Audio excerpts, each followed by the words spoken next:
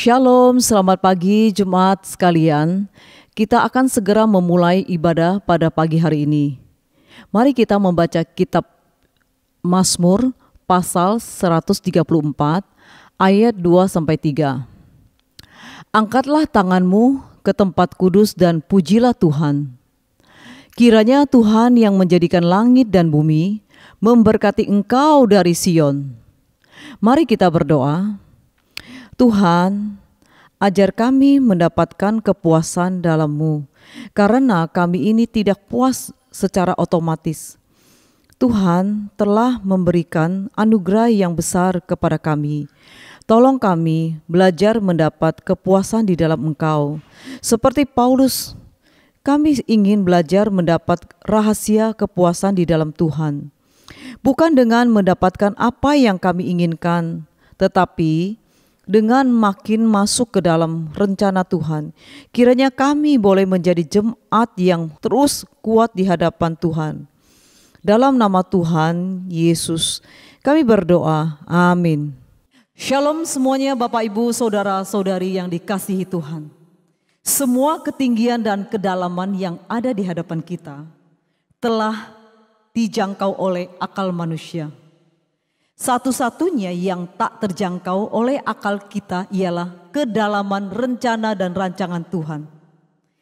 Ia dapat mengubah segala menjadi indah, kasih-Nya begitu luas, kebaikannya terlalu lebar, anugerahnya tak terjangkau oleh akal kita. Ia perancang yang agung, rancangannya adalah rancangan damai sejahtera. Sejahtera bagi saya dan saudara sekalian semuanya. Saat tiada jalan yang harus ku tempuh, Yesus ada di sana memberi pengharapan. Saat tiada jawaban di dalam hidupku, Kau ada di sampingku dan memberiku jawaban. Tiada yang mustahil bagimu ya Allahku, jalanmu tak terselangi.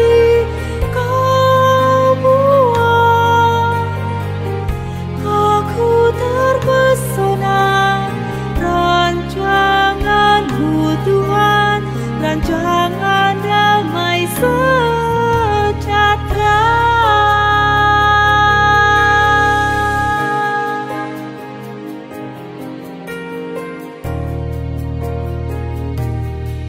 Saat tiada jalan yang harus ku tempuh, Yesus ada di sana memberi pengharapan.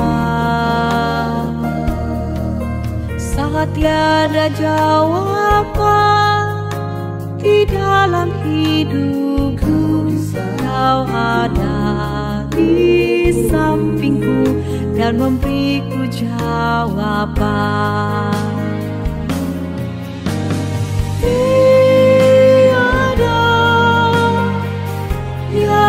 Mustahil bagimu ya Allahku, jalanmu tak terselangi.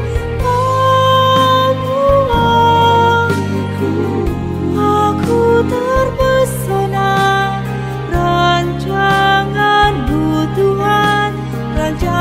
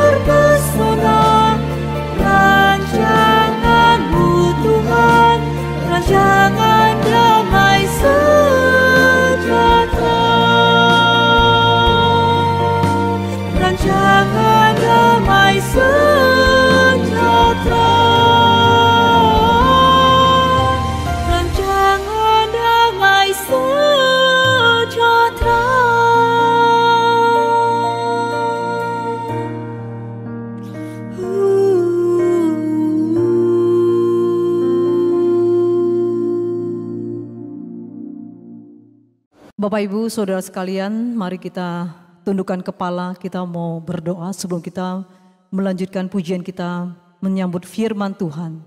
Mari kita berdoa. Bapa kami yang di sorga, dikuduskanlah namamu, datanglah kerajaanmu, jadilah kehendak-Mu di bumi seperti di sorga.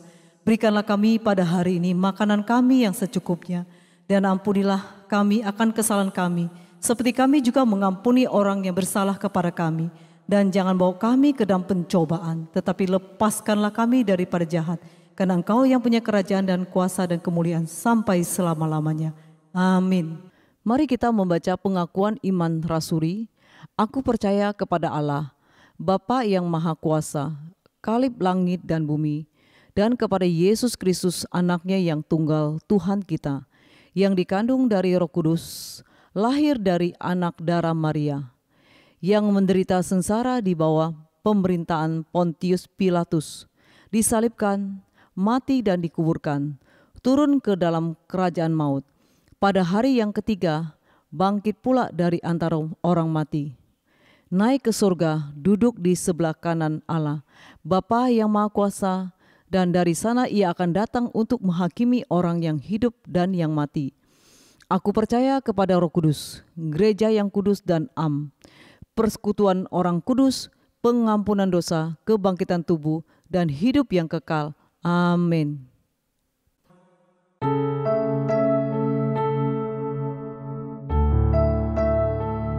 Salam, selamat pagi saudara-saudara kasih Tuhan. Pada pagi ini kita kembali untuk mendengar sabda firman Tuhan.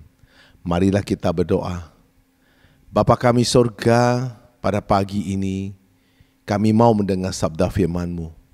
Firman-Mu lah yang membuat kami hidup. Firman-Mu lah yang membuat kami kuat. Firman-Mu lah yang mengarah kami hidup dalam kebenaran. Kira kuasa Roh Kudus yang mempimpin kami, dan firman-Mu yang akan membuka hati pikiran kami untuk kami hidup sesuai dengan kehendak Tuhan dan mengikuti perintah Tuhan. Roh Kudus pimpin hamba-Mu, mulut hamba-Mu Tuhan pakai untuk berbicara setiap kebenaran-Mu. Berfirmanlah kepada kami siap untuk mendengar, kami berdoa di dalam nama Tuhan Yesus Kristus. Amin. Saudara-saudara kasih Tuhan, pada pagi tema khotbah kita, mampukah kita menguasai diri? Saudara kasih Tuhan, mari kita baca dari kitab Amsal 25 ayat 28. Ayat 28, orang yang tak dapat mengendalikan diri adalah seperti kota yang roboh temboknya. Saudara kasih Tuhan, sekarang ini kita hidup di zaman yang bergerak ke arah anti normal dan otoritas. Zaman di mana kebebasan didengung-dengungkan. Sebaliknya penguasai diri dianggap suatu kerugian, kebodohan, bahkan kelemahan. Kebebasan bersuara, kebebasan melakukan apa yang dia mau. Gaya hidup konsumtif menjadi kecenderungan semangat zaman ini. Saudara-saudara kasih Tuhan, saya akan berikan contoh dalam tantangan hidup di sosmed, di mana dengan mudah dan bebasnya orang mengemuka pendapat, menumpahkan kekesalannya, kejengkerannya, marah-marah di dalam sosmed, kebenciannya, menyerang orang lain melalui sosmed. Hari inilah mengingat kita bahwa tema penguasai diri tetap menjadi tema yang relevan, bahkan sangat penting. Saudara-saudara kasih Tuhan, keunikan dari kitab Amsal adalah tidak mengajar secara langsung bagaimana cara mengambil keputusan yang benar. Namun bagaimana menjadi orang yang mampu membuat keputusan yang benar. Dalam Amsal pasal 25 ayat 28, penulis Amsal ini ingin menolong kita bagaimana menjadi orang yang mampu menguasai diri melalui imajerni. Dalam perjanjian lama, sebuah kota tanpa tembok yang mengelilinginya adalah sebuah bencana atau malapetaka. Pada zaman itu, setiap kota itu harus ditembokin. Kalau enggak akan diserang orang, akan gampang masuk musuh. Dan mengapa? Karena perampok, bahkan musuh akan dengan mudah masuk merampok dan menghancurkan kota. Hanya tembok besar dan kokoh yang mampu membuat semua penduduk yang tinggal di dalam kota itu tidur dengan nyenyak. Membuat kondisi ekonomi dan keamanan kota terjamin. Tembok yang runtuh menggambarkan sebuah celah, cemooh, dan aib besar bagi bangsa Yehuda karena hal tersebut menyangkut identitas dan harga diri mereka. Saudara-saudara kasih Tuhan, bagaimana kita dapat memiliki penguasai diri? Apa yang menjadi batas kita? Saudara kasih Tuhan, yang pertama kita harus pagari diri kita dengan firman Tuhan. Itulah tembok kita. Bagaimana kita menguasai diri yang benar? Maka kita harus selalu memagari kita dengan perintah-perintah Tuhan. Yaitu firman Tuhan adalah pagar tembok kita. Mana yang harus kita kerjakan, mana yang tidak boleh kerjakan, itu semua kita harus pagari diri kita melalui firman Tuhan. Di dalam 2 Timotius 3 ayat 16, segala tulisan yang diilhamkan Allah memang bermanfaat untuk mengajar, untuk menyatakan kesalahan, untuk memperbaiki kelakuan, dan untuk mendidik orang dalam kebenaran. Saudara-saudara kasih Tuhan, di Mazmur 119 ayat 9, dengan apakah seorang muda mempertahankan kelakuannya besi? Dengan menjaga sesuai dengan firman-Mu. Nah, saudara-saudara kasih Tuhan, inilah pagar di mana kita menjaga diri, menguasai diri, yaitu dengan firman. Firmanlah yang bisa menguasai diri kita. Firmanlah yang akan mengontrol kita. Firman-Nya adalah sebagai paduan kita untuk kita menguasai diri. Nah, saudara-saudara kasih Tuhan, kita juga harus pagari dengan keluarga kita. Paulus memetakan strategi pastoral keluarga tentang penguasai diri, self-control family system, kepada 4 kelompok umur berbeda. Pria yang lebih tua, hiduplah sederhana, terhormat, bijaksana, sehat dalam iman, dalam kasih, dan dalam ketukunan. Perempuan yang lebih tua, hiduplah sebagai orang-orang yang beribadah. Jangan memfitnah, jangan menjadi hamba anggur, cakap mengajar hal-hal yang baik supaya mereka dapat mendidik perempuan muda. Perempuan yang muda dapat bersungguh-sungguh dalam mengasihi suami dan anak-anaknya. Hidup bijaksana dan suci. Rajin mengatur rumah tangganya. Baik hati dan taat kepada suaminya. Agar firman Allah jangan dihujat orang. Kepada pria yang muda agar menguasai diri. Jadi teladan dalam berbuat baik, jujur, bersungguh-sungguh dalam pengajaran, sehat dan tidak bercerah dalam pemberitaan. Nah, saudara-saudara, apakah kita mampu menguasai diri? Jika kita perhatikan, yang menjadi salah satu penyebab timbul masalah atau persoalan dalam kehidupan sehari-hari adalah ketidakmampuan orang untuk mengendalikan diri. Karena tidak bisa mengendalikan diri, meredaklah amarahnya. Akhirnya memicu terjadi perselisihan, pertengkaran, bahkan berbagai tindakan kejahatan. Saudara-saudara kasih Tuhan, ada satu contoh kejadian yang tertulis dalam Alkitab, yaitu Kain. Kain tega membunuh adiknya sendiri, yaitu Habel. Padahal Tuhan sudah menegur Kain agar tidak panas hati. Tapi Kain tidak mampu mengendalikan dirinya, sehingga terjadilah tindakan kejahatan perbunuhan pertama di dunia. Saudara-saudara kasih Tuhan, orang tidak dapat mengendalikan diri itu digambarkan seperti kota yang sudah roboh temboknya. Pengendalian itulah seperti tembok pelindung. Pada zaman dahulu setiap negara atau kota pasti memiliki tembok yang kokoh. Kalau kita lihat di China itu ada nama tembok Great Wall yang panjangnya luar biasa mengelilingi semua bukit-bukitnya. Untuk apa? Untuk supaya tidak gampang musuh masuk ke dalam wilayah mereka. Tembok tersebut berfungsi agar pagar juga melindung bagi kota dan penduduk supaya terluput daripada serangan musuh. Saudara-saudara kasih Tuhan, di situasi aman dan nyaman mungkin orang dapat mengendalikan diri dengan baik. Saudara-saudara kasih Tuhan, ketika di situasi sedang tidak baik, tidak seperti yang diharapkan. Orang-orang pada awamnya dikenal sebegitu sabar, kalem dan lemah lembut, bisa secara drastis berubah menjadi orang yang sangat emosional, amarah yang mereda-reda. Nah saudara-saudara kasih Tuhan, oleh sebab itu Tuhan memperingatkan murid-muridnya saat berdoa di Taman Getsemani. Berjaga-jagalah dan berdoalah supaya kamu jangan jatuh ke dalam pencobaan. Roh memang penurut, tetapi daging lemah. Saudara-saudara kasih Tuhan, keberadaan Tuhan itulah ada dalam hidup kita. Untuk mengendalikan diri, maka kita harus undang Tuhan hidup dalam diri kita. Kalau kita tidak undang Tuhan hidup dalam diri kita, bagaimana mungkin kita bisa mengendalikan diri? Karena kita ada manusia yang berdosa. Nah saudara-saudara kasih Tuhan, ada banyak orang bisa mengendalikan usaha mereka dengan baik, mengendalikan orang dengan baik, namun dia tidak dapat mengendalikan dirinya sendiri. Kita sering sekali susah mengendalikan diri, menjadi orang yang emosional, marah dan seterusnya.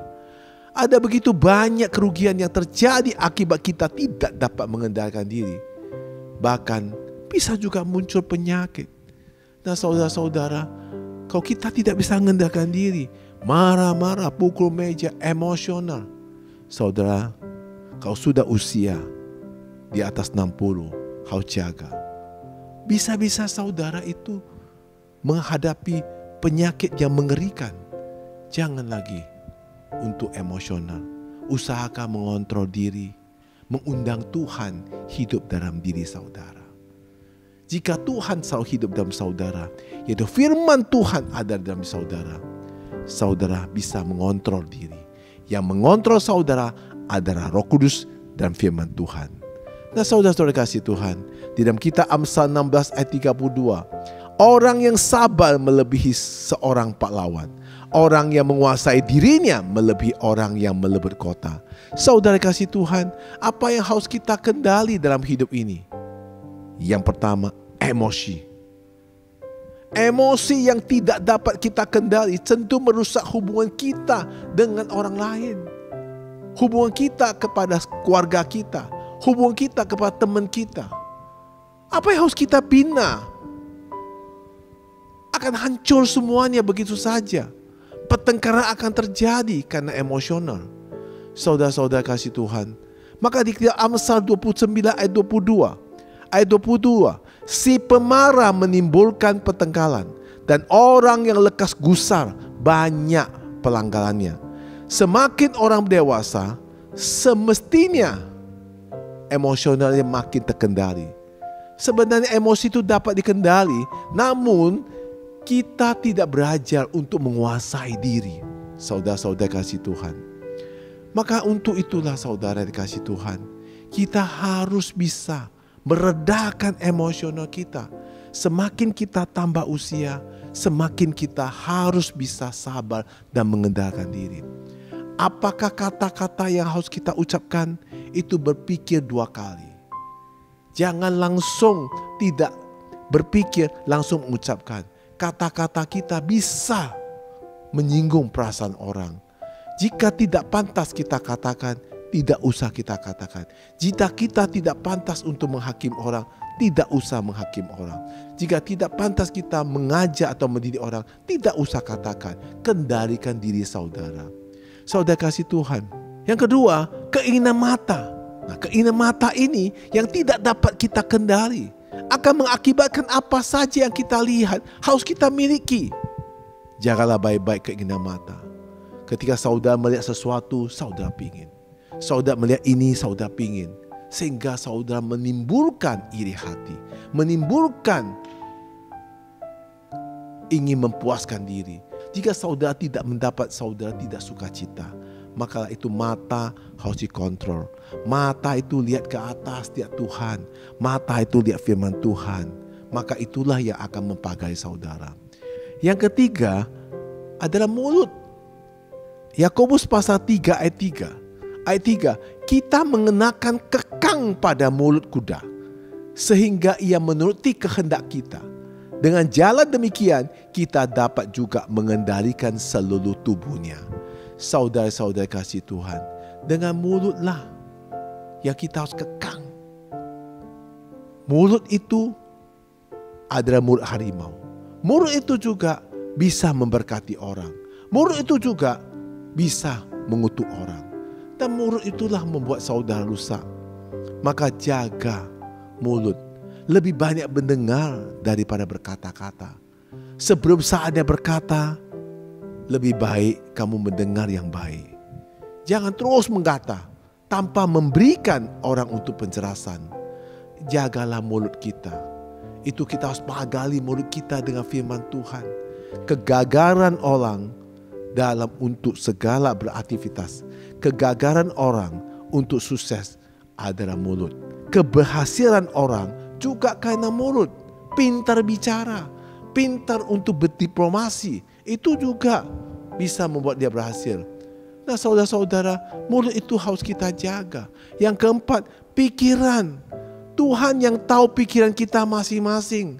Orang lain tidak akan pernah tahu apa yang kita pikirkan. Hanya diri kita sendiri. Kita tahu apa yang kita pikirkan. Oleh sebab itu kendalikan pikiran kita. Taklukkan pikiran kita di dalam Roh Kudus dan firman Tuhan. Isilah firman Tuhan di dalam pikiran kita. Saudara-saudara kasih Tuhan. Yang kelima, hawa nafsu. Orang yang dapat mengendalikan diri adalah orang yang dewasa. Yang dinamakan pengendalikan diri, yaitu kita memiliki kecerdasan emosional dan sosial. Hawa nafsu harus dikendalikan kalau kita semakin dewasa. Kalau kita masih remaja, masih anak-anak emosional, itu biasa. Tetapi kalau saudara sudah berpengalaman, sudah semakin dewasa, rambut sudah makin putih, kendalikan hawa nafsu saudara. Itulah yang saudara akan menunjukkan kedewasaan saudara. Nah saudara kasih Tuhan, yang keenam, sikap kita. Sikap kita lebih berkonsisten apabila dibanding dengan kata-kata kita. Berapa banyak dari kita membohongi orang lain dengan sikap kita. Mulut kita berkata-kata tidak, namun sikap kita berkata iya. Nah saudara-saudara, mulut kita katakan ya oke. Tapi padahal sikap kita berkata tidak. Nah saudara, sikap adalah ekspresi kelihatan dari luar yang dapat mengendalikan sikap adalah kita bersama dengan Tuhan Yesus Kristus. Saudara-saudara kasih Tuhan, bagaimana cara kita mengendalikan diri yang benar? Pertama, menyadarilah bahwa kita anak Tuhan. Kesadaran diri adalah modal pertama. Orang tidak sadar bahwa dia adalah anak Tuhan, tidak akan dapat mengontrol diri sendiri. Sadarilah bahwa kita adalah anak Tuhan. Di mana kita berada, pengendalian diri kita dimulai dari kesadaran kita. Insaf, bertobat. Saudara kasih Tuhan, maka kita tahu kita anak Tuhan. Kita harus jaga diri kita. Yang kedua, tahu kelemahan dan kekurangan saudara. Kadang-kadang kita tidak tahu kelemahan dan kekurangan kita sampai ada orang lain yang memberitahukan kita. Sahabat yang baik adalah orang yang memperbaiki hidup kita dan menjadi kita lebih baik. Bukan mencelakai kita, bukan menambah-nambah kata-kata untuk menggosipkan sesuatu. Saudara, sahabat yang baik itu selalu mengarahkan kita supaya memperbaiki hidup kita, supaya kita lebih baik. Nah saudara-saudara, sahabat yang baik adalah sahabat kita, adalah Tuhan Yesus Kristus. Saudara kasih Tuhan. Dan ketiga, hidup dalam kasih karunia Tuhan. Kita akan sulit menggunakan kekuatan diri kita sendiri untuk mengubah diri kita sendiri. Kita perlu kasih karunia dari Tuhan yang memampukan kita mengubah diri kita. Kita butuh Tuhan untuk menolong kita. Kita butuh Tuhan untuk mengendalikan semua diri kita. Mengendalikan emosional kita. Mengendalikan hawa nafsu kita. Mengendalikan pikiran kita. Mengendalikan mulut kita. Kita sangat butuh Tuhan, saudara. Maka saudara-saudara kasih Tuhan, mampukah kita mengendalikan diri? Kalau kita mau mengendalikan diri, tunduklah kepada perintah Tuhan. Pakailah firman Tuhan untuk sebagai dasar untuk kita mengendalikan diri. Kita bisa pintar menasihat orang. Kita pintar bisa menasihat keluarga. Tapi bagaimana dengan diri kita? Kita harus memagari diri kita dengan firman Tuhan. Memagari firman Tuhan di pikiran kita. Memagari firman Tuhan di mulut kita. Memagari firman Tuhan di mata kita. Memagari firman Tuhan di telinga kita. Memagari firman Tuhan di dalam hati kita. Maka kita hidup selalu dipimpin Tuhan, dan Roh Kudus selalu akan mengontrol kita, dan kita menjalankan hidup kita sesuai dengan perintahnya. Mari kita berdoa. Bapa kami surga, mampukah kita mengendalikan diri? Kita adalah manusia yang berdosa. Engkau mengajar kita harus pakar diri kita melalui firman-Mu. Oleh firman-Mu lah kami dapat mengontrol segala emosional kita, amarah kita. Oleh firman-Mu lah kita bisa membedakan mana yang jahat, mana yang benar. Oleh firman-Mu lah kita bisa tidak jatuh dalam dosa. Kira kuasa Roh Kudus pimpin kami.